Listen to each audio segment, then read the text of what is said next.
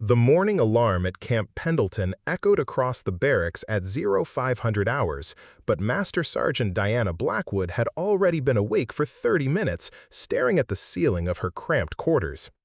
At 52, she still maintained the discipline that had carried her through 28 years of military service. But lately, those early morning moments had become filled with a dread she'd never experienced before. Before we jump back in, tell us where you're tuning in from, and if this story touches you, make sure you're subscribed because tomorrow I've saved something extra special for you. Today was different. Today was the day that would likely end her career as a physical training instructor. Diana swung her legs over the side of her narrow bunk, her joints protesting with the familiar ache that had become her constant companion over the past year. The California base was already stirring to life outside her window, with the distant sounds of early morning PT formations beginning their runs along the coastal trails that had been her domain for the past decade. She pulled on her PT uniform, the same black shorts and gray t-shirt that had become as much a part of her identity as her sergeant stripes. The reflection in her small mirror showed a woman whose weathered face told the story of countless hours spent in the sun, training Marines to push beyond their perceived limitations. Her graying hair was pulled back in the regulation bun, and despite the anxiety gnawing at her stomach, her posture remained straight and strong. The walk to the base fitness center felt longer than usual. Diana had made this journey thousands of times over her career, but this morning each step carried the weight of impending judgment. The new base commander, Colonel Marcus Hoffman, had instituted sweeping changes since his arrival 6 months ago, and older instructors like Diana had found themselves under increasing scrutiny. The fitness center was already buzzing with activity when Diana arrived. Lieutenant Sarah Mitchell, barely 25 and fresh from her fitness instructor certification course, was setting up equipment with the kind of enthusiasm that only came from someone who hadn't yet experienced the grinding reality of military life. Mitchell represented everything that Hoffman's new vision valued: young, energetic, and equipped with the latest training methodologies learned from civilian fitness programs. "Morning, Sergeant Blackwood," Mitchell called out, with a brightness that made Diana wince. Diana nodded curtly, not trusting herself to speak. The evaluation wasn't just a routine assessment, it was a thinly veiled attempt to force older instructors into retirement or desk jobs. The new standards required instructors to not only demonstrate their knowledge, but also to physically outperform the recruits they were training. At 52, Diana was being asked to compete with Marines half her age who had grown up with advanced nutrition knowledge, modern training techniques, and bodies that hadn't been worn down by 3 decades of military service.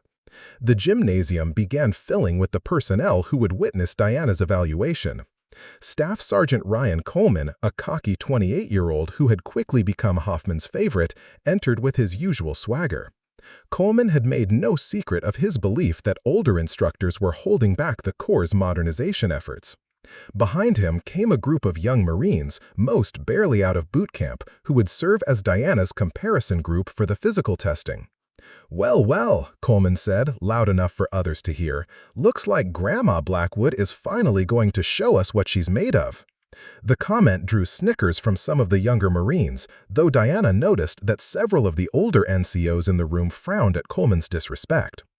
Diana had heard variations of that nickname whispered behind her back for months. Grandma Blackwood, as if her age automatically disqualified her from being an effective instructor.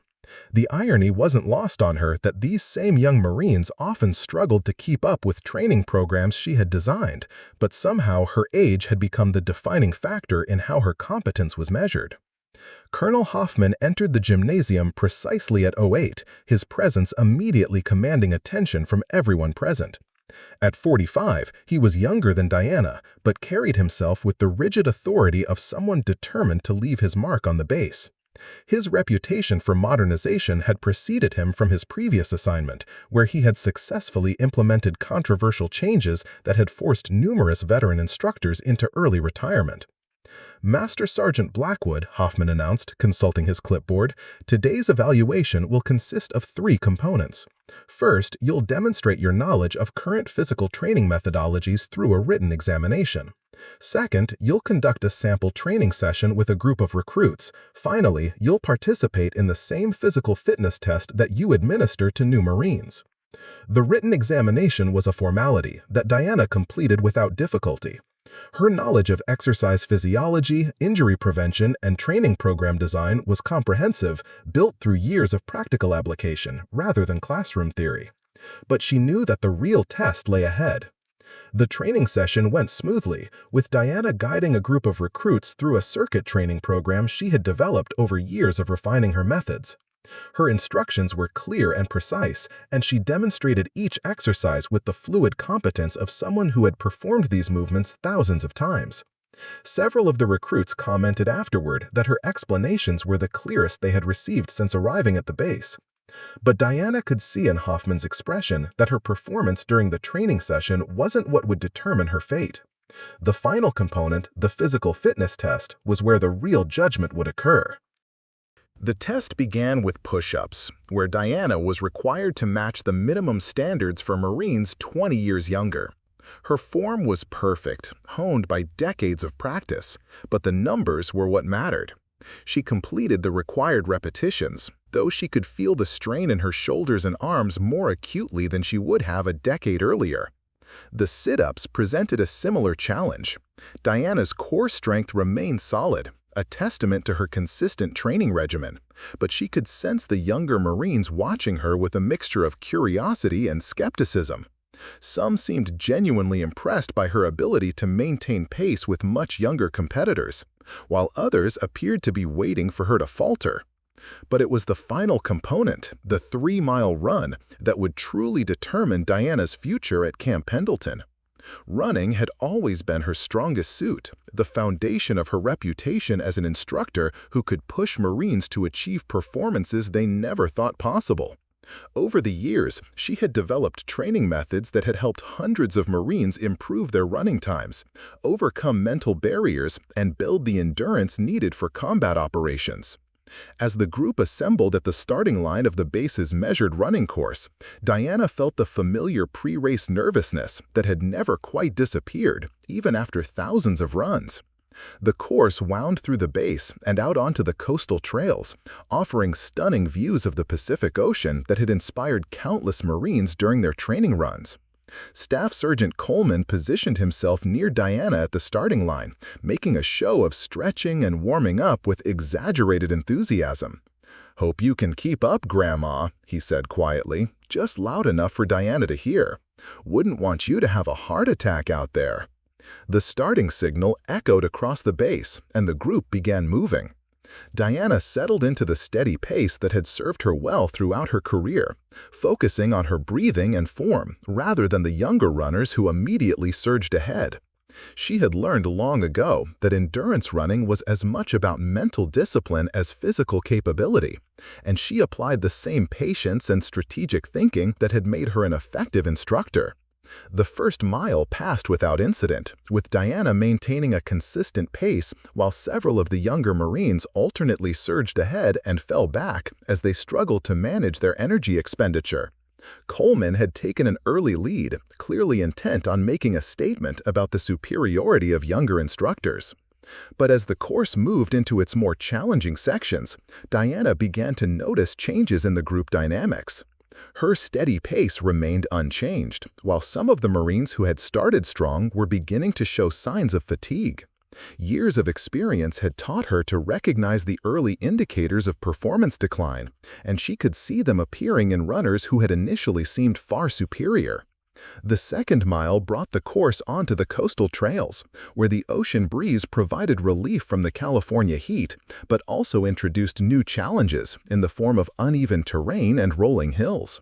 This was where Diana's experience became most valuable, as she adjusted her stride and breathing to accommodate the changing conditions while maintaining her overall pace.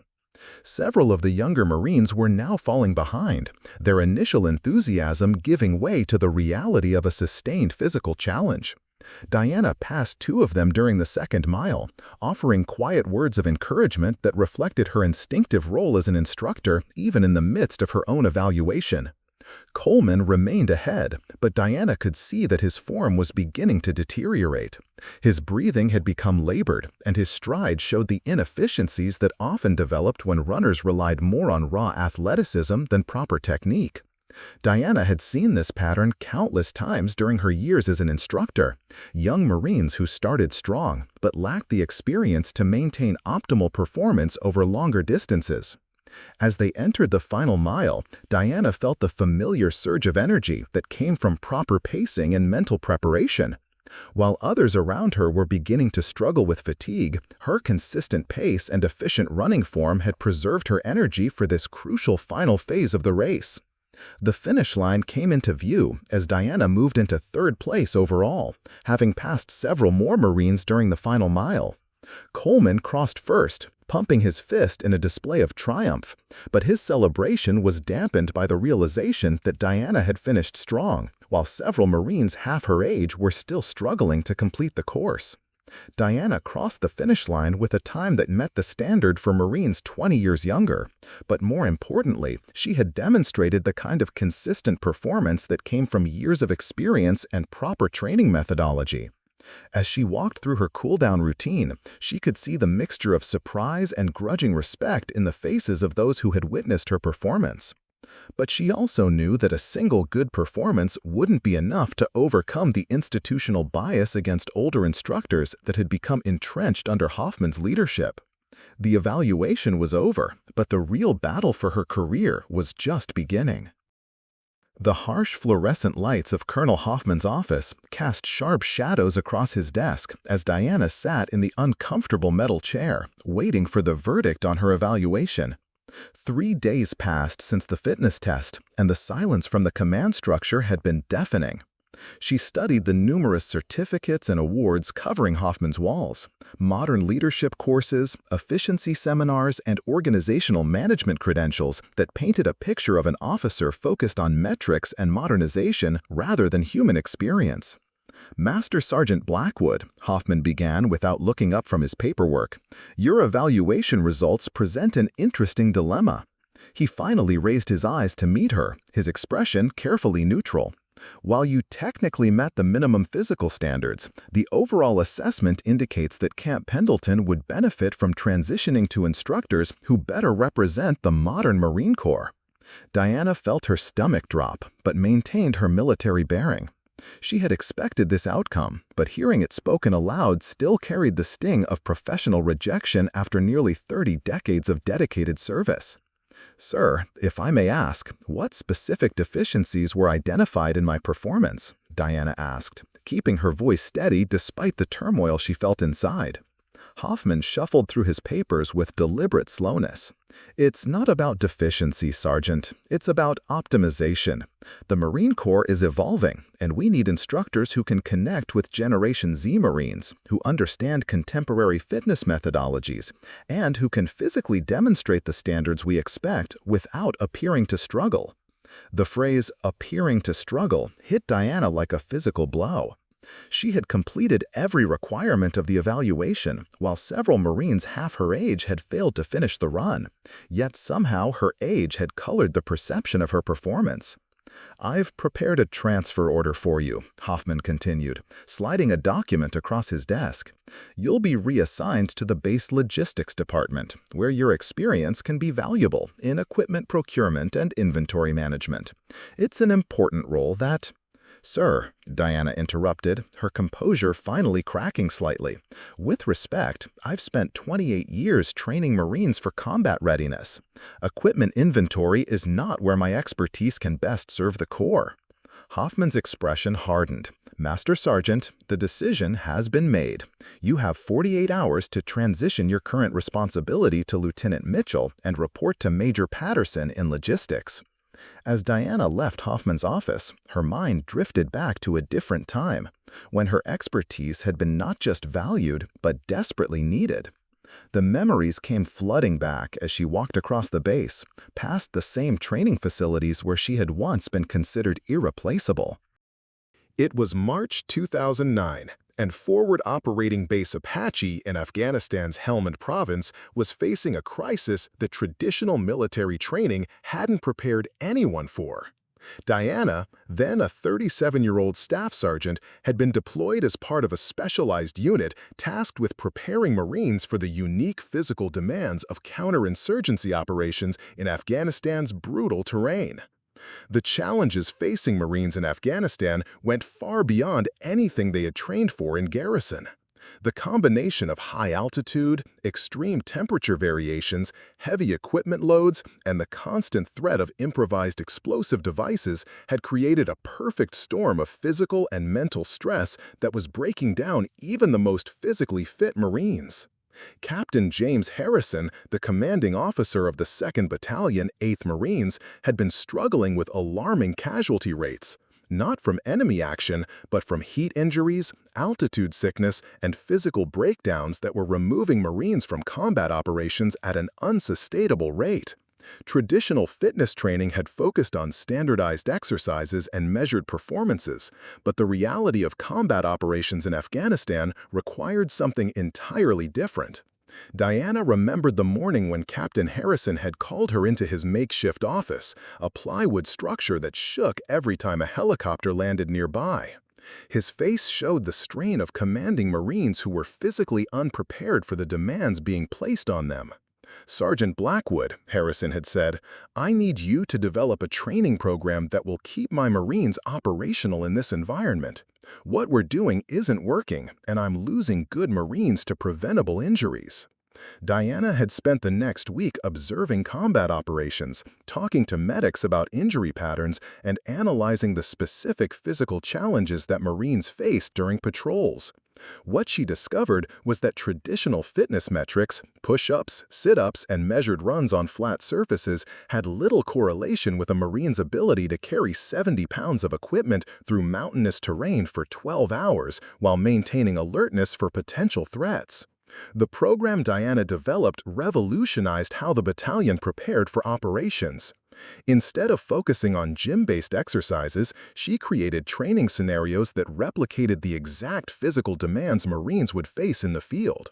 Her methods included loaded marches over varied terrain, functional movement patterns that mimicked combat actions, and endurance protocols specifically designed for high-altitude operations. But it was her approach to running training that truly set her apart from other instructors. Diana had recognized that the cardiovascular demands of combat operations in Afghanistan were unlike anything Marines had previously encountered. Traditional running training focused on speed over measured distances, but combat operations required sustained endurance while carrying heavy loads over unpredictable terrain. Diana developed what became known as the Apache Protocol, a comprehensive endurance program that built cardiovascular capacity through progressively challenging scenarios that replicated field conditions. Marines would run with full combat loads, navigate obstacle courses that simulated urban environments, and maintain sustained activity levels for hours rather than minutes. The results had been immediate and dramatic. Within 6 weeks of implementing Diana's training program, heat injuries in the battalion dropped by 78%. Marines reported feeling more confident in their ability to maintain performance during extended operations, and most importantly, the unit's operational effectiveness improved significantly. Word of Diana's methods spread quickly through the Marine Corps community in Afghanistan. Other units began requesting her assistance in developing similar programs, and she found herself traveling between forward operating bases, sharing her techniques with instructors who were struggling with the same challenges that Harrison's battalion had faced. Colonel Sarah Mitchell, the regional commander for Marine training operations, had personally visited FOB Apache to observe Diana's methods. Diana remembered the afternoon when Colonel Mitchell had joined one of her training sessions, participating alongside the Marines to understand exactly what made the program so effective. "Sergeant Blackwood," Colonel Mitchell had said, "what you've developed here needs to be studied and implemented corps-wide. The traditional approaches to physical training aren't meeting the demands of modern combat operations." Diana's reputation had grown throughout her deployment and followed her back to the United States. Upon returning from Afghanistan, she had been assigned to the Marine Corps Physical Fitness Academy at Quantico, where she developed the curriculum that would become the standard for combat conditioning throughout the Corps. The Quantico assignment had been the pinnacle of Diana's career. Working with exercise physiologists, combat veterans, and medical professionals, she had refined her field-tested methods into a comprehensive training doctrine that addressed not just physical fitness, but the psychological resilience needed for sustained combat operations. Dr. Robert Chen, the Academy's chief exercise physiologist, had become one of Diana's strongest advocates. Despite initial skepticism about training methods developed by a non-commissioned officer without formal academic credentials, Chen had been convinced by the data that Diana's approaches produced superior results compared to traditional programs. What Sergeant Blackwood has developed, Chen had written in his evaluation, represents a paradigm shift in military physical training. Her methods are based on practical combat experience rather than theoretical models, and the performance improvements speak for themselves. Diana's program at Quantico had trained over 3,000 Marines during her 5-year assignment there. The Academy had tracked performance metrics for graduates of her programs, and the results had been consistently impressive. Marines trained using Diana's methods showed superior endurance, lower injury rates, and better performance retention under stress compared to those trained using traditional approaches. But perhaps more importantly, Diana had trained a new generation of fitness instructors who carried her methods to Marine units around the world. These instructors, many of whom had been skeptical of learning from a female NCO, had become some of her strongest advocates after seeing the results her training produced. Staff Sergeant Maria Rodriguez had been one of Diana's most successful protégés at Quantico. Initially assigned to the Academy despite her preference for combat roles, Rodriguez had approached Diana's program with barely concealed resentment. But after experiencing the training firsthand and seeing its impact on Marine performance, Rodriguez had become a passionate advocate for Diana's methods. "Sergeant Blackwood changed how I think about physical training," Rodriguez had said during her graduation speech. "She showed me that effective training isn't about following standardized protocols, it's about understanding the specific demands that Marines will face and preparing them accordingly." Diana's influence at Quantico had extended beyond just training methods. She had worked with equipment manufacturers to develop gear specifically designed for the type of functional training her programs required. Her input had influenced the design of training facilities that prioritized practical movement over traditional gym equipment. The success of Diana's programs had earned her recognition at the highest levels of the Marine Corps. General Patricia Hayes, the Commandant of the Marine Corps, had personally visited Quantico to observe Diana's training methods and had subsequently ordered their implementation throughout the Corps. "Master Sergeant Blackwood," General Hayes had said during her visit, "represents the best of the Marine Corps tradition of practical innovation. Her methods have improved the combat readiness of every Marine who has been trained using her protocols." That recognition had led to Diana's assignment to Camp Pendleton, where she had been given the responsibility of establishing a regional training center that would serve as a model for other bases. For 10 years, Diana had built and refined programs that had trained thousands of Marines, developed innovative training methodologies, and maintained the highest standards of physical fitness instruction in the Corps. Her training facility at Camp Pendleton had become a destination for military fitness professionals from around the world. International exchange officers, academic researchers, and industry professionals had visited to study Diana's methods and understand how they could be adapted for their own organizations. But all of that history, all of those achievements, seemed to count for nothing in the current environment. The institutional knowledge Diana had accumulated over nearly 3 decades was being dismissed in favor of youth and modern credentials that looked impressive on paper but lacked the practical foundation that only came from real-world experience.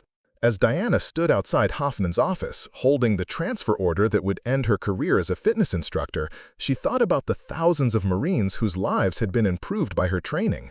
She thought about the innovations she had developed, the lives she had potentially saved through better preparation, and the legacy of effective training methods that she had spent her career building. But she also thought about the young Marines currently at Camp Pendleton who would miss out on the training that could make the difference between success and failure in future deployments. The institutional bias toward youth and modern credentials was about to cost the Marine Corps decades of irreplaceable experience and knowledge. Diana folded the transfer order and placed it in her pocket. 48 hours to transition her life's work to someone who had never faced the challenges that Diana's methods were specifically designed to address. 48 hours to accept that her expertise was no longer valued by the organization she had served with distinction for 28 years. As she walked toward the training facility she had spent a decade building, Diana wondered if there was any way to prove that experience and practical knowledge still mattered in a military culture increasingly focused on metrics and appearances rather than substance and results. Diana's phone buzzed at 03:47 hours, jolting her from the restless sleep that had become her norm since receiving the transfer order. The caller ID showed an unknown number with a 760 area code, local to the San Diego military community, but not one she recognized. After 28 years in the Corps, unexpected calls at odd hours usually meant either an emergency or an opportunity, and Diana wasn't sure which she was hoping for. "Master Sergeant Blackwood speaking," she answered, her voice automatically shifting into the professional tone that had become second nature. "Sergeant Blackwood, this is Major Lisa Thompson from Marine Corps Recruit Depot, San Diego. I apologize for calling so early, but we have a situation that requires immediate attention, and your name came up as someone who might be able to help." Diana sat up in her narrow bunk, immediately alert. MCRD San Diego was the legendary institution where every Marine west of the Mississippi began their journey, and it was currently facing challenges that had the entire Marine Corps leadership concerned. "Ma'am, how can I assist?" Diana asked, stepping into her boots and moving toward her small desk where she kept a notepad for exactly these kinds of calls. Major Thompson's voice carried the strain of someone who had been dealing with a crisis for weeks without finding a solution. "We have a recruiting company that's failing at an unprecedented rate. Delta Company, 3rd Recruit Training Battalion, they're scheduled to graduate in 6 weeks, but at current projections, less than 40% will meet the minimum physical fitness standards required for graduation." Diana felt a familiar stirring of professional interest. Recruit training failures were rare and usually indicated systematic problems that went beyond individual performance issues. "What's the specific nature of their difficulties, ma'am?" Thompson replied immediately. "These recruits can meet strength standards, they perform adequately on skills training, but they're failing the 3-mile run requirement at rates we've never seen before. We've tried everything, additional PT sessions, nutrition counseling, motivational interventions, but nothing's working." Diana began taking notes, her mind already analyzing the potential causes. Recruit training is a carefully calibrated system designed to transform civilians into Marines, and when it fails at this scale, it usually means that the training methods aren't matching the specific needs of the population being trained. "What's the background of these recruits? Are there any demographic patterns that might explain the performance issues?" Thompson paused, and Diana could hear paper shuffling in the background. "That's part of what makes this so unusual. This isn't a case of out-of-shape recruits who need more time to build fitness. Many of these young men and women were athletes in high school, football players, soccer players, track runners. They have the physical foundation, but something about our current training approach isn't translating to success on the PFT run." Diana felt her pulse quicken. This was exactly the kind of challenge that her experience at Quantico had prepared her to address. The disconnect between general fitness and specific performance requirements was something she had encountered repeatedly, and she had developed methods for bridging that gap. "Major Thompson, what's the timeline for intervention? How much time do we have to work with these recruits before their final PFT?" 6 weeks, Thompson said grimly, "and if we can't turn this around, we're looking at the largest recruit training failure in MCRD San Diego's history. The Commandant is personally monitoring this situation, and failure isn't an option." Diana looked around her sparse quarters, thinking about the transfer order sitting on her desk and the logistics position that awaited her in 45 hours. The opportunity to work with struggling recruits at one of the Marine Corps' most prestigious installations was exactly the kind of challenge she had built her career around. "Ma'am, I should mention that I'm currently in transition. I've been reassigned from my position here at Camp Pendleton, and I'm scheduled to report to a new assignment in logistics." Thompson's response was immediate and firm. "Sergeant Blackwood, I've already spoken with your current commanding officer. If you're willing to take this assignment, we can arrange for your transfer to be delayed while you work with Delta Company. This situation has priority attention from Marine Corps headquarters." Diana felt a surge of hope mixed with trepidation. This could be her last chance to prove that her training methods still had value, that experience and practical knowledge could solve problems that conventional approaches couldn't address. But it could also be a career-ending failure if she couldn't deliver results. "Ma'am, I'll need complete authority over the physical training program for Delta Company. No interference from other instructors, no requirement to follow standardized protocols that aren't working." "You'll have whatever you need," Thompson assured her. "Captain Rodriguez is the company commander, and he's desperate for solutions. He'll give you full support." Diana made her decision. "I'll be there at 800, ma'am." The drive from Camp Pendleton to MCRD San Diego took Diana along familiar coastal highways that had been part of her life for over a decade. As she passed the sprawling marine installations that dotted the San Diego area, she reflected on the irony that her potential salvation was coming from the very institution where every Marine's journey began. MCRD San Diego held a special place in Marine Corps culture.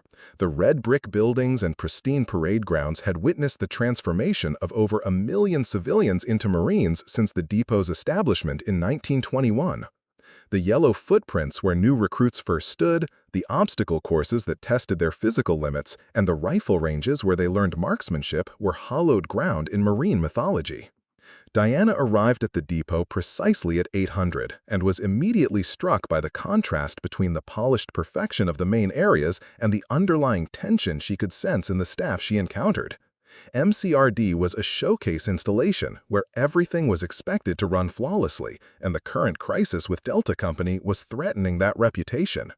Major Thompson met Diana at the main gate, and her appearance reinforced the stress that had been evident in her voice during the phone call.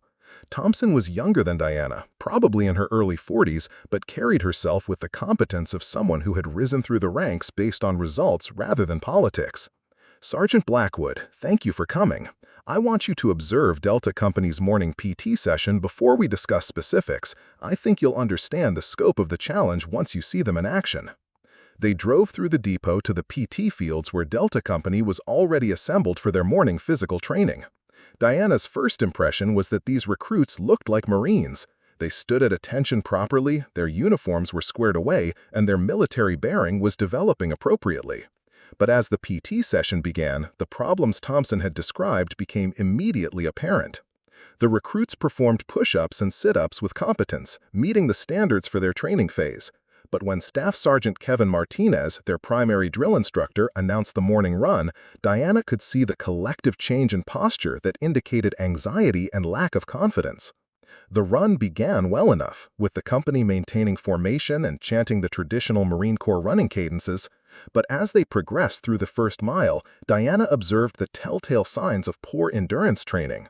Recruits breaking formation, inconsistent pacing, and the kind of early fatigue that indicated cardiovascular systems that hadn't been properly conditioned for sustained effort. By the second mile, nearly a third of the company was struggling to maintain pace.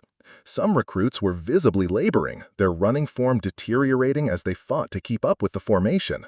Others had fallen out entirely and were being motivated by drill instructors who seemed as frustrated as they were. Diana watched Staff Sergeant Martinez working with the struggling recruits, and she could see that he was a competent instructor who genuinely cared about his Marine success. But his methods were based on traditional approaches that emphasized motivation and effort rather than the technical aspects of endurance development. "Push through the pain," Martinez shouted at a recruit who was clearly struggling with proper pacing. "Marines don't quit." Diana recognized the limitation in this approach. While motivation was certainly important, the recruits' problems weren't primarily psychological, they were physiological and technical. No amount of encouragement could overcome training methods that hadn't properly prepared their cardiovascular systems for the demands being placed on them. The run concluded with nearly half the company failing to maintain the required pace, and Diana could see the dejection in both the recruits and their instructors. These weren't lazy or unmotivated individuals, they were working hard but not seeing the results their efforts should have produced. Captain Rodriguez approached Diana and Major Thompson as the company moved on to other training activities. Rodriguez appeared to be in his early 30s, with the lean build of a runner and the slightly desperate expression of an officer whose unit was failing despite his best efforts. "Ma'am," Rodriguez addressed Thompson, "I assume this is the expert you mentioned. We'll try anything at this point." Thompson introduced Diana, And Rodriguez's initial skepticism was evident in his expression. Diana had encountered this reaction countless times.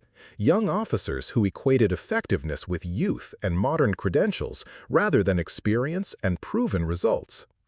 "Sergeant Blackwood," Rodriguez said, "I should mention that we've already tried several interventions. We've increased PT frequency, brought in nutritionists, even consulted with civilian running coaches. Nothing has produced significant improvement." Diana nodded, understanding Rodriguez's frustration, but also recognizing that the interventions he described addressed symptoms rather than underlying causes. "Captain, may I spend some time talking with individual recruits? I'd like to understand their backgrounds and get their perspective on what they're experiencing." Rodriguez looked surprised by the request. Traditional military training rarely involved detailed consultation with individual recruits about their training experiences. "Certainly, though I'm not sure what they can tell you that we don't already know." Diana spent the next 2 hours conducting informal interviews with recruits from Delta Company. What she discovered confirmed her initial assessment and revealed additional factors that explained their performance problems. Many of the recruits had been successful athletes in high school, but their athletic backgrounds were primarily in sports that required short bursts of intense activity rather than sustained endurance. Football players who could sprint 40 yards quickly found themselves struggling with 3-mile runs. Basketball players with excellent agility couldn't maintain steady paces over longer distances. More importantly, the current training program was treating all recruits identically, regardless of their individual fitness backgrounds or learning styles. Recruits who needed foundational endurance building were being trained the same way as those who needed technique refinement, resulting in a program that was ineffective for everyone. Recruit Jacob Williams, a former high school football player from Ohio, was particularly articulate about his frustration. "Sergeant, I could run wind sprints all day in high school, but this sustained running is completely different. I feel like I'm fighting my own body instead of working with it." Recruit Maria Gonzalez, who had been a soccer player, expressed similar concerns. "I know I'm in good shape, but something about the way we're training isn't clicking. I feel like I'm getting worse instead of better." Diana recognized the pattern immediately. These recruits had the physical foundation for success, but they needed training that was specifically designed for endurance development rather than general fitness improvement. They needed technical instruction in running efficiency, systematic cardiovascular conditioning, and individualized approaches that built on their existing strengths while addressing their specific weaknesses. After completing her assessment, Diana met with Captain Rodriguez and Major Thompson to present her findings and recommendations. "Captain, the good news is that these recruits have the potential to succeed. The bad news is that the current training approach is actually working against their natural abilities in some cases." Rodriguez leaned forward, clearly interested despite his initial skepticism. "What do you mean, working against their abilities?" Diana pulled out the notes she had taken during her observations. "Many of these recruits have athletic backgrounds that emphasized anaerobic performance, short, intense efforts, rather than sustained aerobic activity. The current training is trying to force them into endurance performance without first building the proper physiological foundation." She continued her explanation, outlining how different types of athletic backgrounds require different approaches to endurance development. Football players needed to learn pacing and aerobic base building. Soccer players needed to transition from interval-based conditioning to steady-state endurance. Athletes from individual sports needed to adapt to group-based training dynamics. "What I'm proposing," Diana concluded, "is a completely individualized approach to endurance training that builds on each recruit's existing strengths while systematically addressing their specific limitations." Major Thompson looked intrigued but concerned. "Sergeant Blackwood, individualized training sounds ideal, but we have resource constraints and standardized protocols that—" "Ma'am," Diana interrupted gently.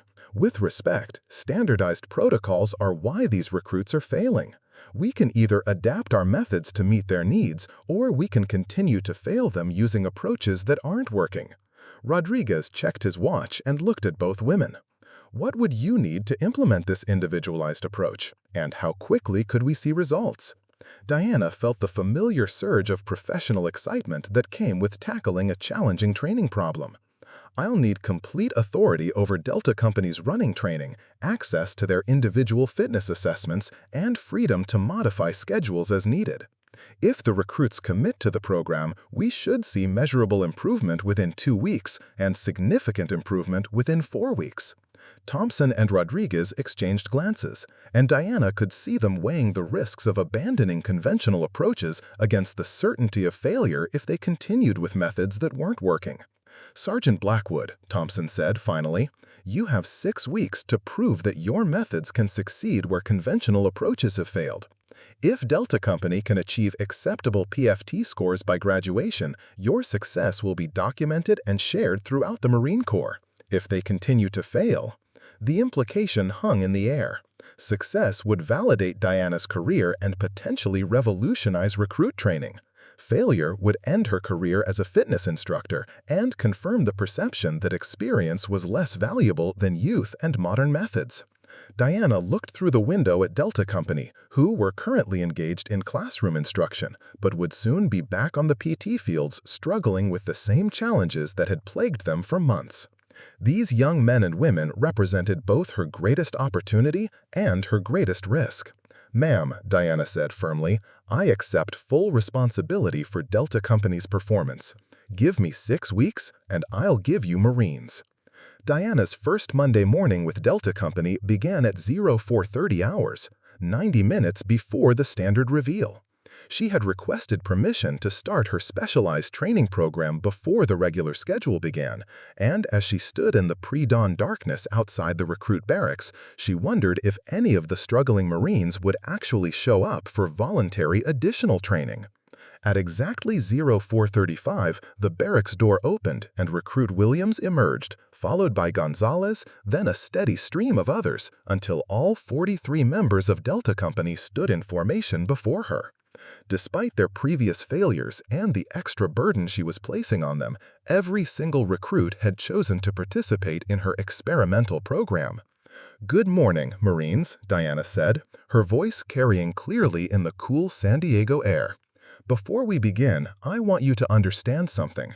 What we're going to do over the next 6 weeks will be different from any training you've experienced. It will be harder in some ways, easier in others, but it will be specifically designed for each of you as individuals. Recruit Thompson, a former basketball player from Michigan, raised his hand tentatively. Sergeant, what if we can't do it? What if we're just not cut out for distance running? Diana had been expecting this question, and her response reflected the core philosophy that had guided her entire career. Recruit Thompson, I've spent 28 years proving that physical limitations are usually training limitations in disguise. Every one of you has the potential to excel at distance running. We just need to find the right approach for your individual circumstances. The first week of Diana's program challenged every assumption the recruits had about endurance training. Instead of beginning with long runs that left many of them exhausted and discouraged, she started with detailed biomechanical assessments of each recruit's running form. Using a borrowed video camera and her trained eye developed over decades of observation, Diana analyzed how each recruit moved. She identified inefficiencies in stride length, problems with foot strike patterns, and breathing irregularities that were wasting energy and limiting performance. Recruit Davis, a former wrestler from Texas, discovered that his naturally aggressive approach to physical challenges was actually hindering his running efficiency. Diana taught him to relax his upper body, lengthen his stride, and trust his body's natural rhythm instead of fighting it. Davis, Diana explained during one of their individual sessions, wrestling taught you to use maximum effort for short periods. Distance running requires sustained, moderate effort. You're trying to sprint a marathon. The transformation in Davis's running form was dramatic. Within 3 days of working with Diana's corrections, his perceived effort level during training runs decreased significantly while his pace remained constant. For the first time since arriving at MCRD, he finished a training run feeling like he could continue rather than completely exhausted. Recruit Martinez, who had been a cross-country runner in high school but was somehow struggling with Marine Corps running standards, presented a different challenge. Her technical form was already excellent, but Diana discovered that the stress of recruit training was causing her to overthink her performance and tense up during runs. Martinez, Diana said after observing her during a training session, "You're running like you're afraid of making a mistake.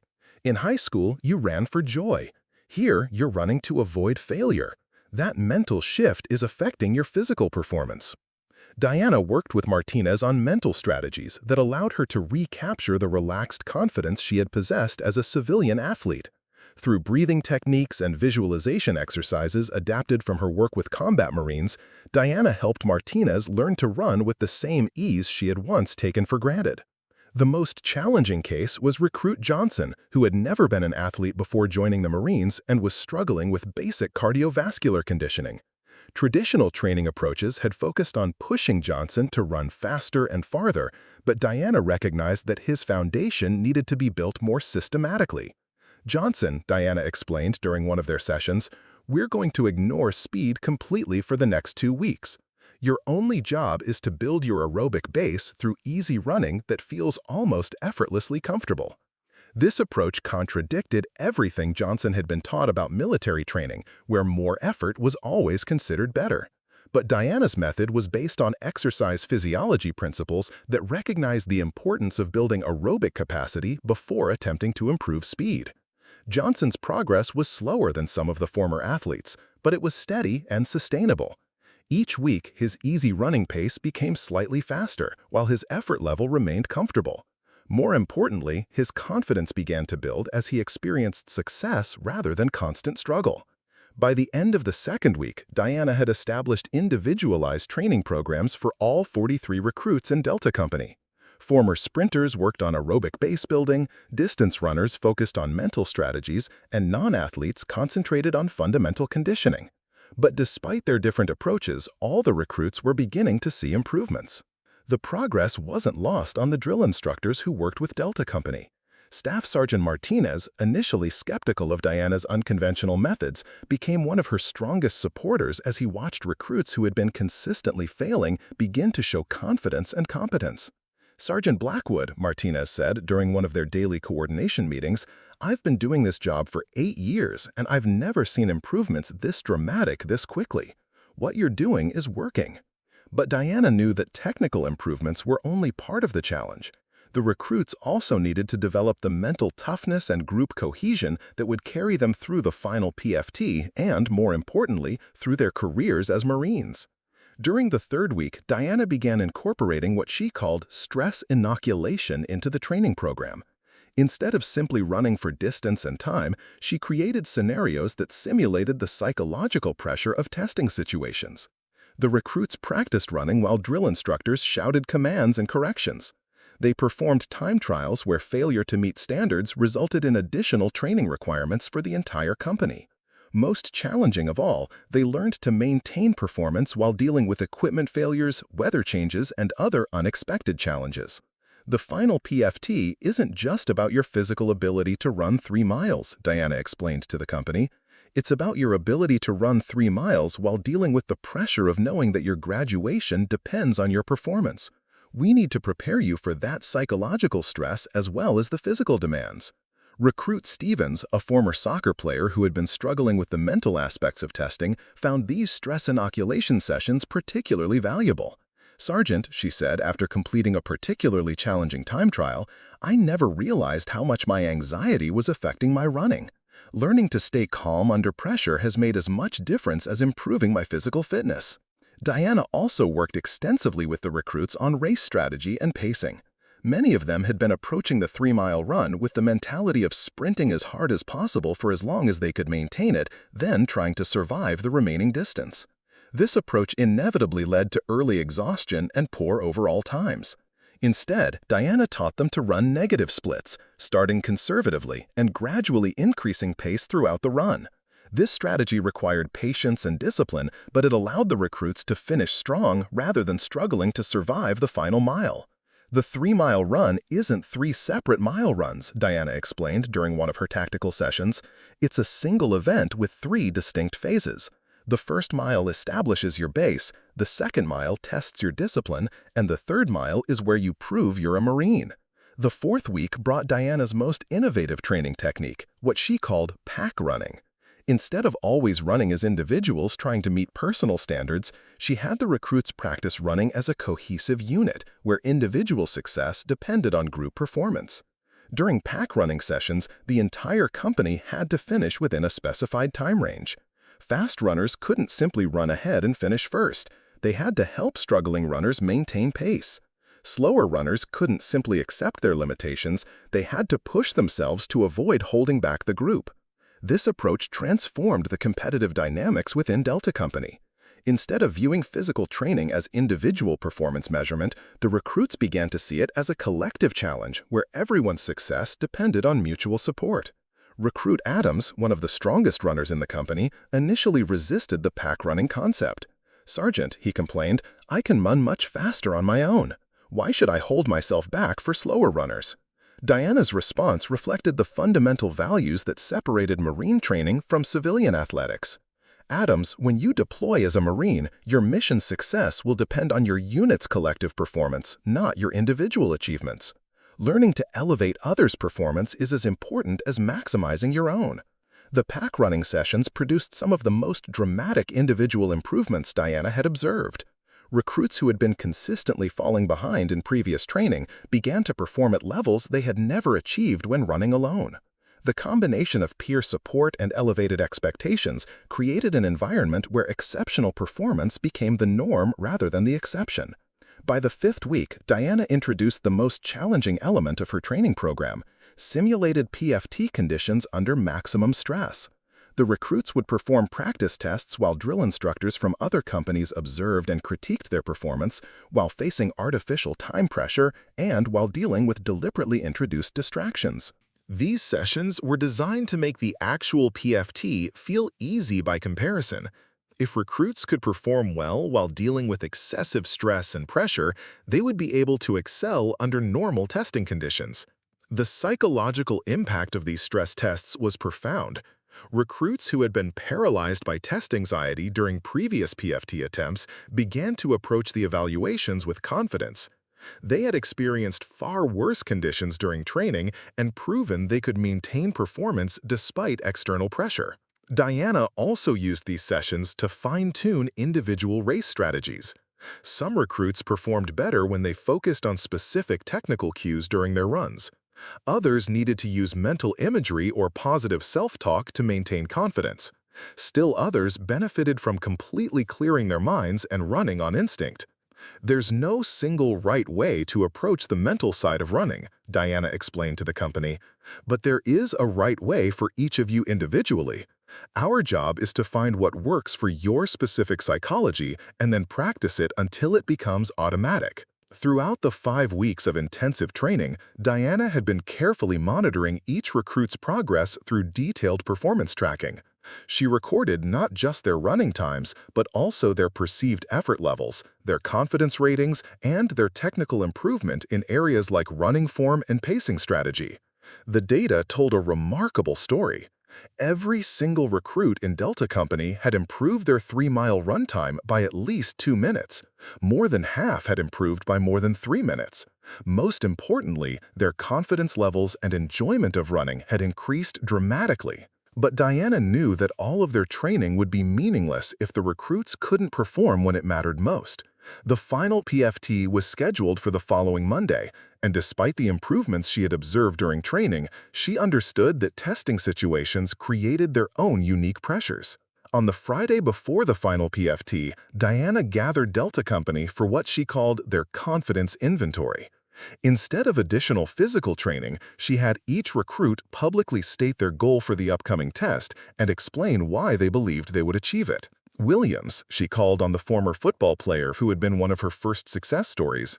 "Sergeant, my goal is to run 21:30 or better," Williams responded confidently. "I know I can achieve it because I've already run 21:15 during our practice tests, and I understand how to pace myself properly now." One by one, each recruit stated their goal and their confidence in achieving it. Diana listened carefully, noting not just their time objectives, but the conviction in their voices. These were no longer the uncertain, struggling Marines she had first encountered 6 weeks earlier. They had become confident athletes who understood their capabilities and trusted their preparation. As the session concluded, Diana looked at the 43 Marines who had committed themselves completely to her experimental training program. In 36 hours, they would either validate her career or confirm that her methods were outdated and ineffective.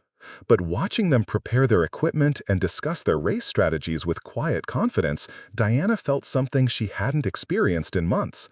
Absolute certainty that she had prepared them not just to meet minimum standards, but to excel.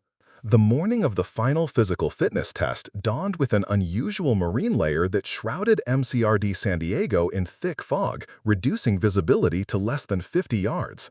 Diana stood at the window of the instructor's quarters at 0500 hours, watching the gray mist swirl across the parade grounds and wondering if the weather would become another obstacle for Delta Company to overcome.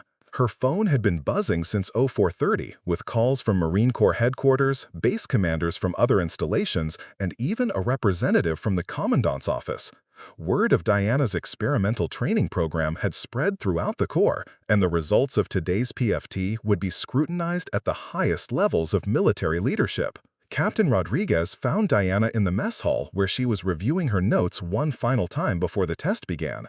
His expression showed the strain of 6 weeks under intense pressure from his superiors, but also a growing confidence in the Marines he had watched transform under Diana's guidance. "Sergeant Blackwood," Rodriguez said quietly, sliding into the seat across from her, "I want you to know that regardless of what happens today, what you've accomplished with these recruits has been remarkable. I've never seen improvements like this in my 8 years of leading Marine training." Diana appreciated the sentiment, but she knew that in the military, good intentions didn't matter if results weren't achieved when it counted most. "Captain, how were the recruits handling the pressure? Any last-minute concerns?" Rodriguez shook his head with a slight smile. "That's what's most impressive. 6 weeks ago, these Marines were terrified of running. This morning, they're confident and focused. Whatever you did to change their mindset has been as important as the physical improvements." At 0630 hours, Diana made her way to the PT field where Delta Company was conducting their final warm-up routine. The fog was beginning to lift, but the dampness in the air and the reduced visibility added an element of uncertainty to an already high-stakes situation. The recruits moved through their stretching and activation exercises with quiet professionalism. Diana observed their body language, looking for signs of anxiety or confidence, and was pleased to see that most appeared calm and ready. The transformation from the struggling, demoralized Marines she had first encountered was complete.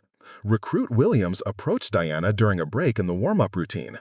"Sergeant," he said with the easy confidence of someone who had overcome significant challenges, "I wanted to thank you for believing in us when we didn't believe in ourselves. Whatever happens today, you've made us all better Marines."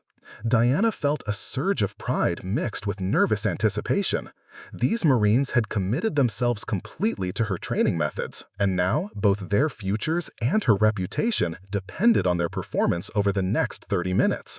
Major Thompson arrived at the PT field accompanied by a group of observers that included officers from Marine Corps headquarters, fitness specialists from other bases, and even a civilian exercise physiologist from UC San Diego who was studying military training methods.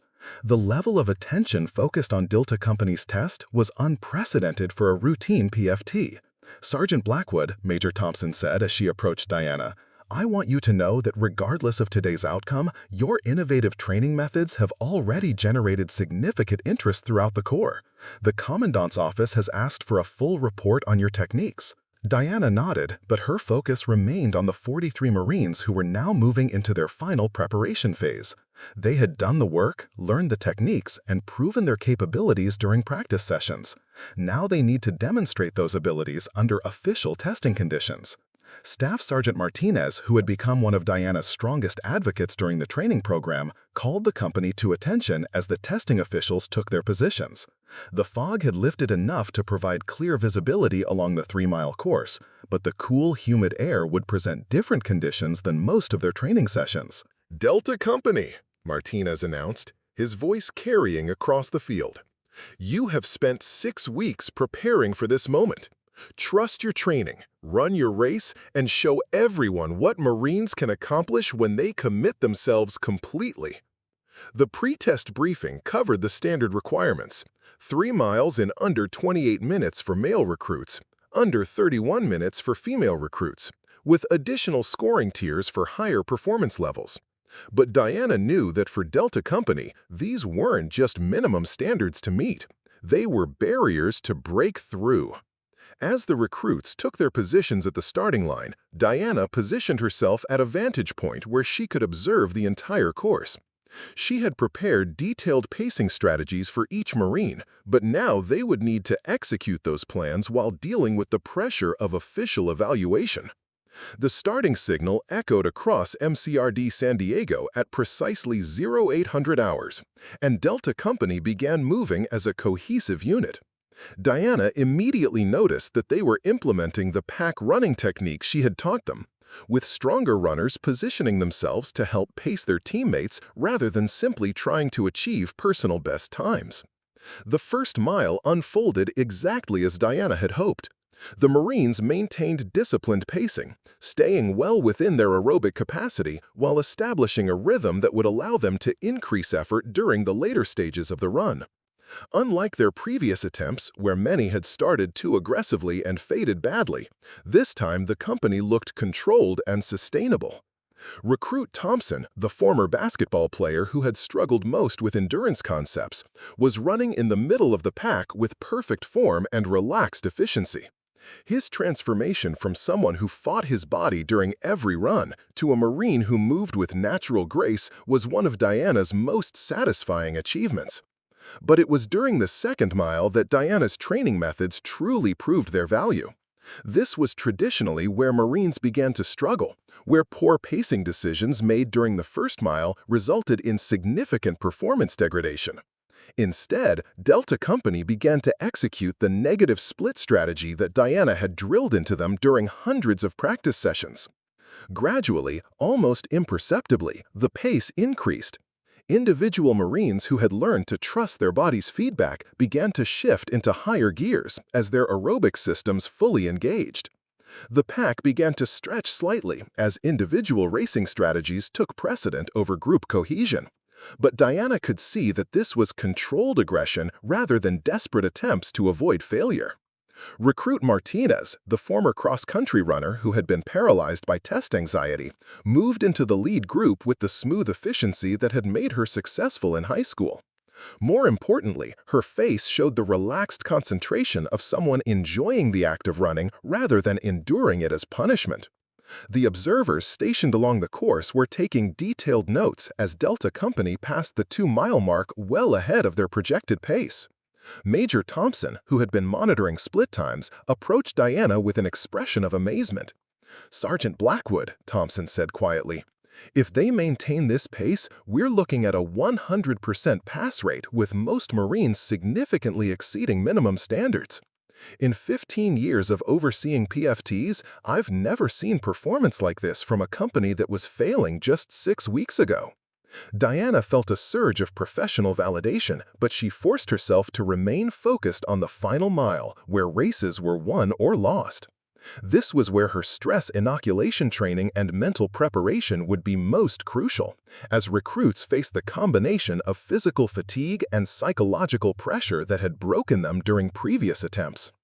The third mile began with Delta Company still running as a relatively cohesive unit, but Diana could see individual Marines beginning to access the final reserves of speed and determination that she had helped them develop. This was where the hundreds of hours of technique work, the mental training, and the confidence building would either pay off or prove insufficient. Recruit Davis, the former wrestler who had learned to channel his aggressive instincts into sustained effort, moved into the lead group during the third mile. His running form remained technically sound despite the increasing pace, and Diana could see that he was implementing the visualization techniques she had taught him for maintaining performance under pressure. But it was Recruit Johnson, the non-athlete who had started the program with the lowest fitness levels, whose performance most dramatically demonstrated the effectiveness of Diana's methods. Instead of simply surviving the final mile as he had done during previous attempts, Johnson was actually increasing his pace and moving up through the field. "Johnson's running a negative split," Diana said to herself, watching the young Marine executing perfectly the race strategy they had practiced dozens of times. His transformation from someone who could barely complete a slow jog to a Marine running a tactically sophisticated race was everything Diana had hoped to achieve through individualized training. The final half-mile brought out the competitive instincts that Diana had carefully cultivated in every member of Delta Company. Instead of just trying to meet minimum standards, these Marines were racing to exceed their personal goals. The pack began to spread as individual capabilities and race strategies played out, but every single Marine remained on pace to achieve passing times. As the lead runners approached the finish line, Diana could see Captain Rodriguez and the other observers checking their stopwatches with expressions of disbelief. The times being recorded were not just passing scores. They were performance levels that exceeded what anyone had expected from Marines who had been failing just weeks ago. Williams crossed the finish line at 20:47, nearly a full minute faster than his goal time and well into the excellent performance category. His face showed not exhaustion, but exhilaration, the satisfaction of someone who had proven to himself that limitations were often self-imposed rather than real. Martinez finished at 2013, establishing a new personal record and validating Diana's belief that her high school success had been limited by anxiety rather than ability. The confidence and joy on her face as she completed her cooldown routine demonstrated that she had rediscovered her love of running. Thompson crossed at 21:33, achieving the exact time he had targeted and proving that basketball players could indeed become accomplished distance runners when trained appropriately. His technical form remained perfect even in the final sprint, showing that the biomechanical corrections Diana had made had become automatic habits. But it was Johnson's finish that drew the most attention from the observers. The Marine who had never been an athlete, who had started the program unable to run 2 miles continuously, crossed the line at 25:42, well within passing standards and faster than many Marines who had been natural athletes before joining the Corps. As the final members of Delta Company completed the course, Diana tallied the results with growing amazement. 43 Marines had started the test, and 43 had achieved passing scores. More remarkably, 37 had exceeded their personal goal times, and 21 had achieved scores in the excellent category. The average improvement from their initial fitness test 6 weeks earlier was 4 minutes and 23 seconds, a level of performance enhancement that the observers from Marine Corps headquarters described as unprecedented in their experience. Major Thompson approached Diana as the recruits conducted their mandatory cool-down procedures. Her expression mixed professional admiration with personal gratitude for what Diana had accomplished. "Sergeant Blackwood," Thompson said formally, "on behalf of Marine Corps Recruit Depot San Diego and the United States Marine Corps, I want to thank you for proving that innovative training methods can achieve results that exceed our highest expectations." She paused, consulting the official results that had been compiled by the testing staff. Delta Company has achieved a 100% pass rate with an average score that places them in the top 10% of all recruit companies tested at this depot in the past 5 years. This performance validates both your training methods and these Marines' dedication to excellence. Diana felt the weight of 6 weeks of intense pressure finally lifting from her shoulders.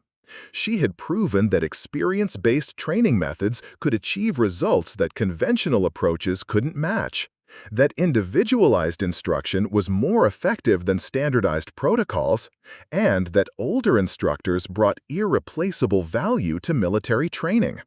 But more importantly, she had given 43 young Marines the confidence and capabilities they would need not just to graduate from recruit training, but to excel throughout their careers in the Corps.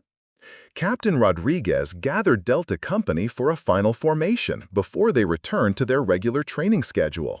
His voice carried the pride and respect that these Marines had earned through their commitment and performance. "Marines," Rodriguez announced, "what you have accomplished today reflects the highest traditions of the Marine Corps. You have proven that with proper training, dedication, and mutual support, there are no limits to what Marines can achieve." As Delta Company moved off the PT field, Diana reflected on the significance of what had just occurred. This wasn't just a successful training program, it was proof that the Marine Corps needed to reconsider how it valued experience, how it approached individualized training, and how it measured instructional effectiveness.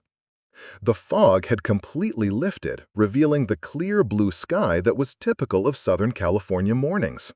But for Diana, the clarity went far beyond the weather. She had definitively proven that her methods worked, that her experience mattered, and that age was indeed just a number when it came to training Marines for excellence. Within hours of Delta Company's extraordinary PFT performance, Diana's phone was ringing with calls from Marine Corps installations across the country. Word of the unprecedented 100% pass rate and exceptional average scores had spread through military channels faster than she had ever experienced in her 28-year career. The first call came from Colonel Patricia Hayes at Marine Corps Base Quantico, the same institution where Diana had developed her revolutionary training methods a decade earlier. Hayes's voice carried a mixture of professional excitement and personal vindication for having supported Diana's unconventional approaches years before. "Master Sergeant Blackwood," Hayes began, "I've just received the official report from MCRD San Diego. What you accomplished with Delta Company represents the most significant advancement in recruit conditioning that I've seen in my 25 years in the Corps." Diana was sitting in Major Thompson's office, still processing the magnitude of what had just occurred. The transformation of 43 struggling recruits into confident, high-performing Marines in just 6 weeks had exceeded even her most optimistic expectations. "Ma'am," Diana replied, "these Marines deserved all the credit.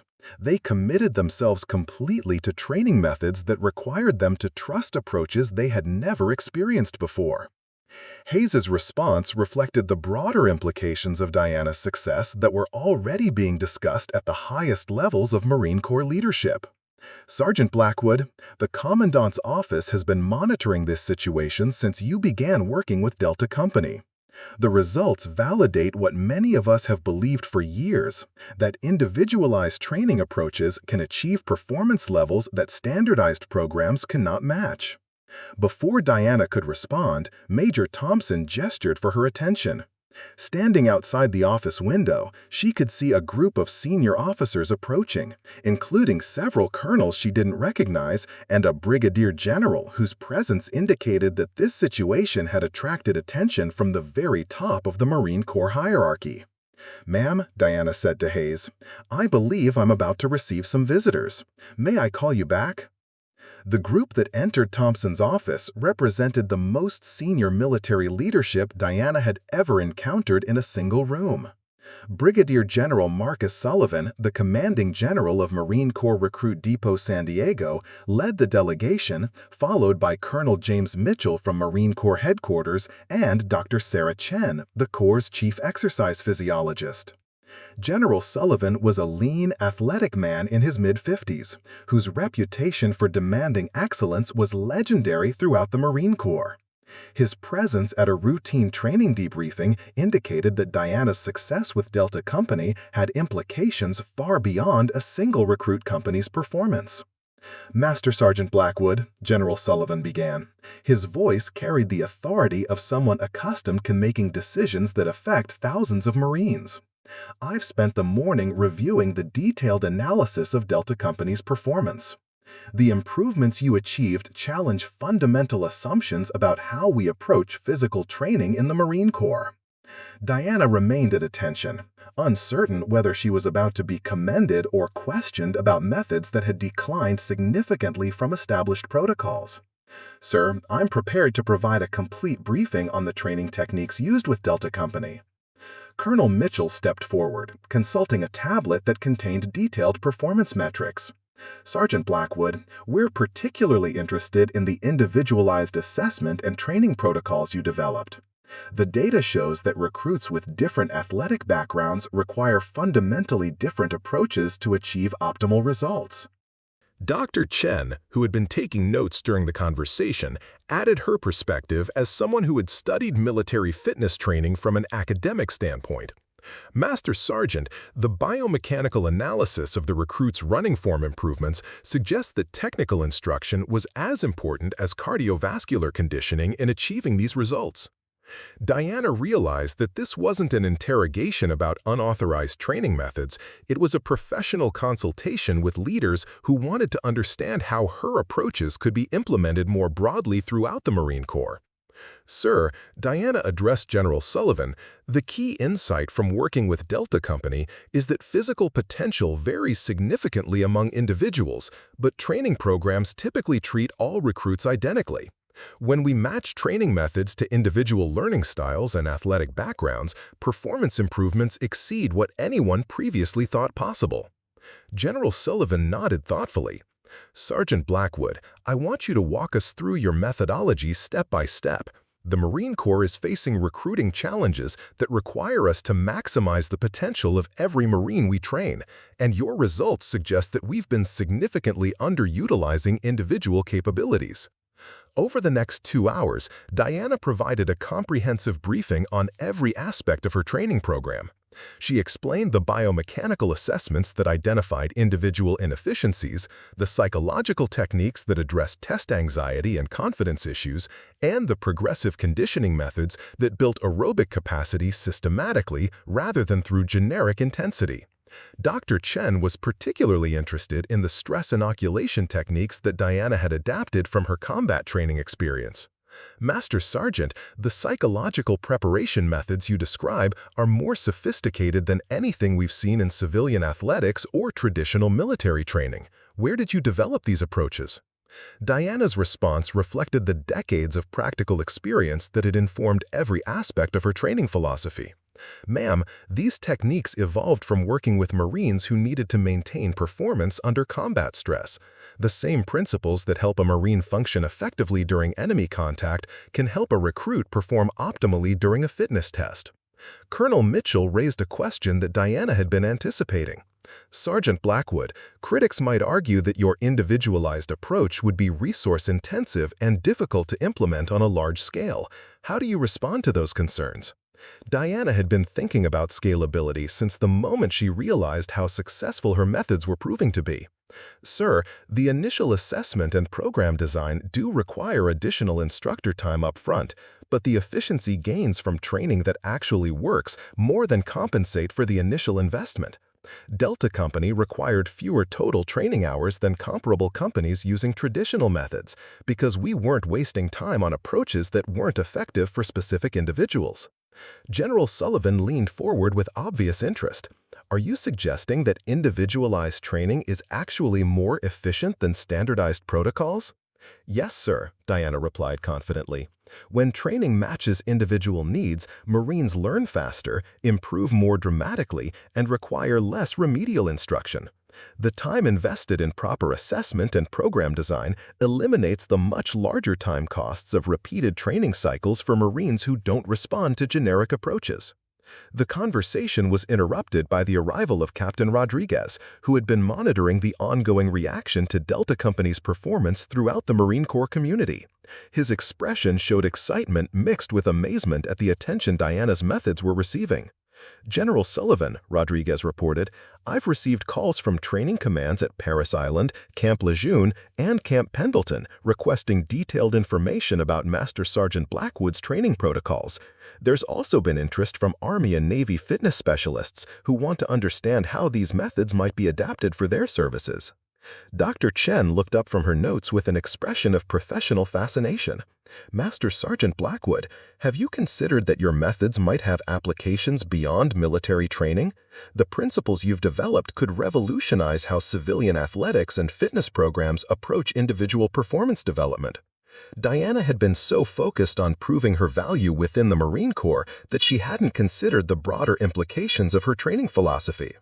Ma'am, I've spent my entire career working within military contexts, but I suppose the fundamental principles of matching training to individual needs would apply in any performance environment. General Sullivan stood up, indicating that the briefing was concluding, but his final comments suggested that this was the beginning rather than the end of Diana's involvement with Marine Corps leadership. "Master Sullivan," Sullivan announced, "I'm recommending to the Commandant that you be assigned to develop a comprehensive individualized training doctrine for implementation throughout the Marine Corps. This would involve establishing training protocols, developing instructor certification programs, and overseeing pilot implementations at multiple installations." Diana felt a surge of professional excitement that eclipsed even the satisfaction of Delta Company's success. The opportunity to influence Marine Corps training on a national scale represented the ultimate validation of her career-long commitment to maximizing individual potential through innovative instruction. But before she could respond, Colonel Mitchell raised an issue that had been underlying the entire conversation. "General, we should address the situation at Camp Pendleton. Master Sergeant Blackwood was in the process of being transferred to a logistics position when she accepted this assignment. Given what we've learned about her capabilities, that transfer seems counterproductive." General Sullivan's expression hardened as he considered the implications of the Marine Corps forcing one of its most effective instructors into a non-training role based on age-related bias rather than performance assessment. "Colonel Mitchell," Sullivan said firmly, "I want a complete review of the personnel decisions that led to Sergeant Blackwood's reassignment. If we're losing instructors of this caliber due to administrative policies that don't account for actual effectiveness, we need to reconsider those policies immediately." Diana realized that her success with Delta Company was creating repercussions that extended far beyond her personal situation. The Marine Corps was being forced to confront the possibility that its approach to age and experience in training roles was strategically counterproductive. Major Thompson, who had been quietly observing the high-level discussion of training policy, stepped forward with information that surprised everyone in the room. "General Sullivan," Thompson said, "I should mention that since this morning's PFT results became known, I've received inquiries from 3 other recruit companies currently struggling with fitness standards. Their commanding officers are specifically requesting Master Sergeant Blackwood's assistance with training programs." Dr. Chen looked up from her analysis with obvious excitement. "In general, we have an opportunity to conduct controlled studies comparing traditional training methods with Master Sergeant Blackwood's individualized approaches. The data we could gather would be invaluable for developing evidence-based training doctrine." The conversation was interrupted by the arrival of Colonel Hoffman from Camp Pendleton, whose presence immediately changed the atmosphere in the room. Hoffman's expression showed the strain of someone who had traveled urgently to address a situation that was reflecting poorly on his leadership decisions. "General Sullivan," Hoffman said stiffly, "I came as soon as I heard about today's results. I want to clarify the circumstances surrounding Master Sergeant Blackwood's reassignment from Camp Pendleton." General Sullivan's response was carefully neutral, but carried an unmistakable undertone of professional displeasure. "Colonel Hoffman, I'm very interested in understanding how the Marine Corps came to be transferring one of its most effective training instructors to a logistics position." Hoffman's attempt to justify his decisions revealed the institutional biases that had nearly ended Diana's training career. "Sir, the reassignment was based on comprehensive performance evaluations that indicated Master Sergeant Blackwood's training methods were not aligned with modern Marine Corps requirements." Colonel Mitchell consulted his tablet before responding. "Colonel Hoffman, I'm looking at Master Sergeant Blackwood's performance record, and I see consistent excellence in every measurable category. What specific deficiencies led to her reassignment?" Hoffman's response exposed the arbitrary nature of the age discrimination Diana had faced. "Sir, the evaluation considered factors beyond just technical performance: instructor age, physical capabilities relative to young Marines, and alignment with contemporary training methodologies." Dr. Chen's reaction was immediate and pointed. "Colonel Hoffman, are you suggesting that chronological age is more important than demonstrated training effectiveness? Because the data from Delta Company indicates that Master Sergeant Blackwood's methods are significantly more effective than the contemporary approaches you mention." General Sullivan's final comment ended the discussion definitively. "Colonel Hoffman, Master Sergeant Blackwood's reassignment to Camp Pendleton Logistics is rescinded effective immediately. She'll be remaining on special assignment to develop training doctrine for Marine Corps-wide implementation. As the meeting concluded and the senior officers departed, Diana found herself alone with Major Thompson, trying to process the magnitude of what had just occurred. In a single day, she had gone from facing the end of her training career to being entrusted with revolutionizing how the Marine Corps approached individual fitness development. "Sergeant Blackwood," Thompson said with obvious admiration, "what you've accomplished today goes far beyond just training Delta Company successfully. You've proven that the Marine Corps needs to fundamentally reconsider how it values experience and expertise in its training programs." Diana looked out the window at MCRD San Diego, where new recruits were already beginning their transformation from civilians to Marines. Somewhere among them were future Marines who would benefit from training methods that recognize their individual potential rather than forcing them into standardized approaches that might not match their needs. "Major," Diana replied, "the real victory isn't what happened to me today. It's knowing that future Marines will receive training that maximizes their potential instead of limiting it. That's what this has always been about." The phone on Thompson's desk rang with what would be the first of dozens of calls from Marine Corps installations requesting information about Diana's training methods. The revolution in military fitness training that had begun with 43 struggling recruits was about to transform how the entire Marine Corps approached individual performance development. 18 months after the historic Delta Company PFT that changed everything, Master Sergeant Diana Blackwood stood before an international audience of military fitness professionals at the Pentagon's first-ever Global Summit on Individual Performance Optimization. The auditorium was packed with representatives from 23 allied nations, exercise physiologists from leading universities, and senior military leaders from every branch of the U.S. Armed Forces. Diana's journey from an instructor facing forced retirement to the architect of a revolutionary training philosophy had transformed not just her own career, but the fundamental approach to military fitness across multiple nations. "Ladies and gentlemen," Diana began, her voice carrying clearly through the prestigious auditorium, 18 months ago, I was told that my training methods were outdated and that the military needed younger instructors who could relate to modern recruits. Today, those same methods are improving performance outcomes for military personnel across the globe. The audience included familiar faces that represented the full scope of Diana's impact. In the front row sat the 43 Marines of Delta Company, now spread across operational units worldwide, but reunited for this historic presentation. Their presence served as living proof that individualized training could transform not just fitness scores, but entire military careers. Captain Rodriguez, now promoted to Major and serving as the commanding officer of the Marine Corps Individual Performance Research Center, sat with Dr. Sarah Chen and the team of researchers who had spent the past year documenting the effectiveness of Diana's methods across multiple military populations.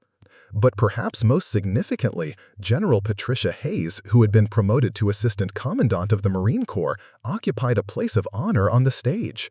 Hayes had become Diana's strongest advocate at the highest levels of military leadership, ensuring that individualized training received the institutional support necessary for widespread implementation.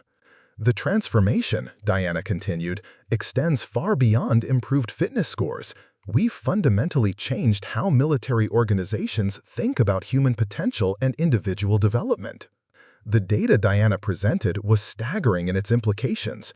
Across 15 military installations that had implemented her individualized training protocols, fitness test failure rates had dropped by an average of 73%. More importantly, injury rates during training had decreased by 52%, and recruit satisfaction with physical training had increased dramatically. But the impact extended beyond just basic fitness training. Diana's methods had been adapted for specialized military occupations, from aviation training to special operations selection, with consistently superior results compared to traditional standardized approaches. Colonel Sarah Mitchell from the Army's Fitness Research Institute stood to present findings that validated Diana's approach from an academic perspective. Master Sergeant Blackwood's methods represent the first successful integration of exercise science, psychology, and military training doctrine. The performance improvements we've documented challenge every assumption about standardized training protocols. The international response had been equally remarkable. Colonel James Henderson, representing the British Royal Marines, described how Diana's methods had been adapted for Arctic warfare training in Norway. The Blackwood method allowed us to optimize individual performance for extreme environmental conditions in ways that traditional training never achieved. Major Lisa Nakamura from the Japanese Self-Defense Forces presented data showing how individualized training had improved performance among female service members who had historically struggled with fitness standards designed for male physiology. Master Sergeant Blackwood's approach recognizes that effective training must account for individual differences rather than forcing everyone into identical programs. But Diana's influence had extended beyond military applications. Dr. Robert Chen from Stanford University described how her principles were being applied in civilian athletics, rehabilitation medicine, and corporate fitness programs. The fundamental insight that training effectiveness depends on matching methods to individual characteristics has applications across every field that involves human performance development. The presentation included video testimonials from Marines whose careers had been transformed by Diana's training methods. Staff Sergeant Williams, the former football player who had struggled with distance running, now served as a fitness instructor himself, teaching other Marines the biomechanical principles that had revolutionized his own performance. Sergeant Blackwood didn't just teach me to run faster, Williams said in his recorded message. She taught me that limitations are usually training problems in disguise. That lesson has guided everything I've done since graduating from recruit training. Sergeant Martinez, the former cross-country runner who had overcome test anxiety through Diana's psychological training techniques, had gone on to complete Marine Corps Officer Candidate School and was now leading a platoon in Okinawa. The confidence I gained from learning to trust my abilities under pressure has made me a better leader and a better Marine. Even Recruit Johnson, who had never been an athlete before joining the Marines, had become a competitive distance runner who represented his unit in military athletics competitions. Sergeant Blackwood proved that anyone can excel at anything if they receive the right kind of training and support. The summit's most dramatic moment came when General Hayes announced the establishment of the Blackwood Institute for Individual Performance Development, a new research and training facility that would serve as the global center for advancing individualized training methods. Master Sergeant Blackwood, General Hayes said, has demonstrated that age and experience are strategic assets rather than limitations. The Blackwood Institute will ensure that her insights continue to benefit military personnel for generations to come. Diana felt a surge of emotion as she realized that her name would be permanently associated with advancing human potential through innovative training methods. The Institute would conduct research, train instructors, and develop new applications for individualized performance development across military and civilian contexts. But the most meaningful recognition came from an unexpected source. Colonel Hoffman from Camp Pendleton, whose age discrimination had nearly ended Diana's training career, approached her during a break in the proceedings. "Master Sergeant Blackwood," Hoffman said quietly, "I owe you an apology. My focus on standardized metrics and youth demographics blinded me to the value of your experience and expertise.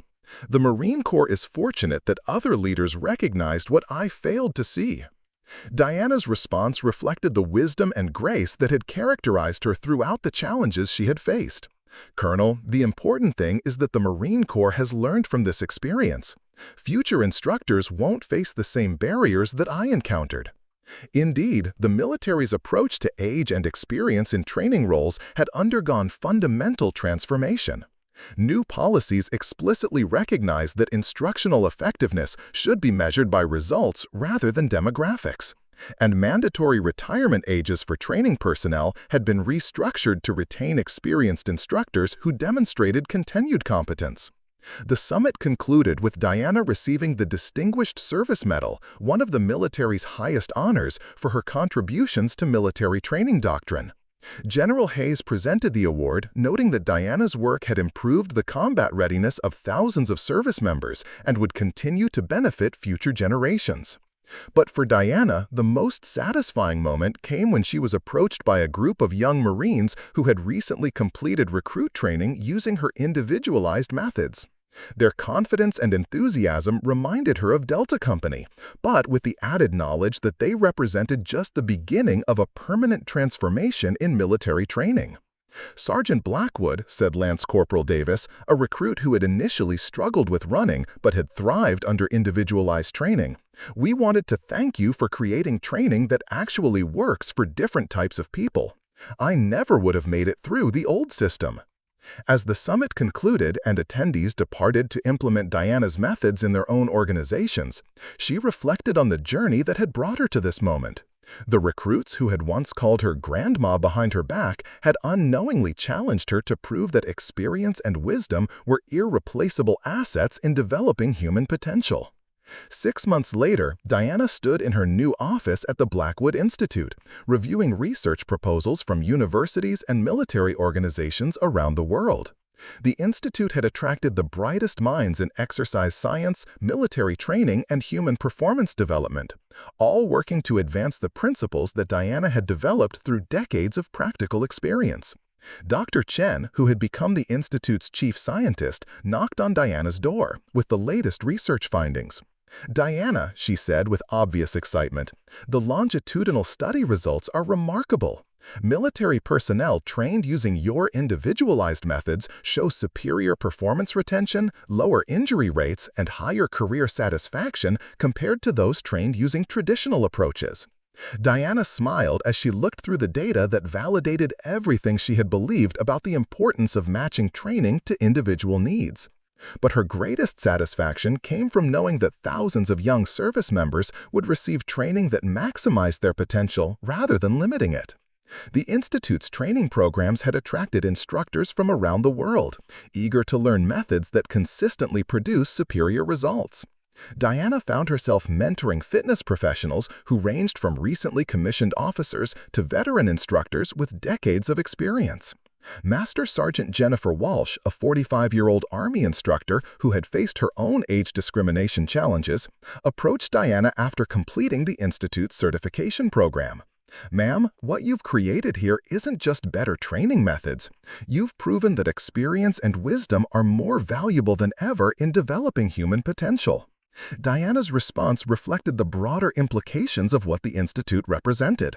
"Sergeant Walsh, what we've learned is that effective training requires understanding people as individuals, rather than treating them as interchangeable units. That understanding comes from experience, empathy, and the wisdom to recognize that everyone has unique potential waiting to be developed."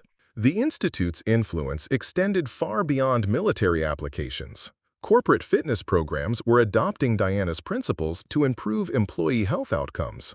Medical rehabilitation facilities were using her methods to optimize recovery from injuries.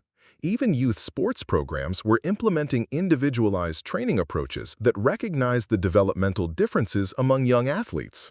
Dr. Michael Rodriguez from Harvard Medical School visited the Institute to study how Diana's methods could be applied to cardiac rehabilitation. "Master Sergeant Blackwood," he said after observing training sessions, "your approach to individual assessment and program design represents a paradigm shift that could revolutionize how we think about human performance in medical contexts." But perhaps the most meaningful validation came in a letter Diana received from recruit Thompson, now Sergeant Thompson, who was serving with distinction in Afghanistan. "Sergeant Blackwood," he wrote, "the confidence and capabilities I developed through your training have served me every day since graduation. More importantly, I'm now training younger Marines using the principles you taught me, ensuring that your impact continues to spread." As Diana looked toward the future, she saw endless possibilities for advancing human potential through individualized training methods. The Institute was developing new applications for military aviation, special operations, and even space-based missions, where optimal human performance could mean the difference between mission success and failure. The transformation that had begun with 43 struggling recruits had evolved into a global movement that recognized individual differences as assets to be optimized rather than obstacles to be overcome. Diana's journey from age discrimination to international recognition had proven that experience, wisdom, and innovative thinking were timeless qualities that became more valuable, not less valuable, with age. On a warm California evening, as Diana walked across the Institute's campus, where instructors from around the world were learning to maximize human potential, she reflected on the irony that her greatest professional achievements had come after she was told she was too old to be effective. The recruits who had once called her grandma had unknowingly motivated her to prove that wisdom and experience were irreplaceable assets in developing human potential. The Blackwood Institute stood as permanent proof that age was indeed just a number, that innovative thinking knew no generational boundaries, and that the most effective training methods came from understanding people as unique individuals rather than treating them as standardized components. Diana Blackwood had not just outrun every 20-year-old on base, she had outpaced an entire generation of assumptions about age, capability, and the enduring value of experience-based expertise. Up next, you've got two more standout stories right on your screen. If this one hits the mark, you won't want to pass these up. Just click and check them out. And don't forget to subscribe and turn on the notification bell so you don't miss any upload from us.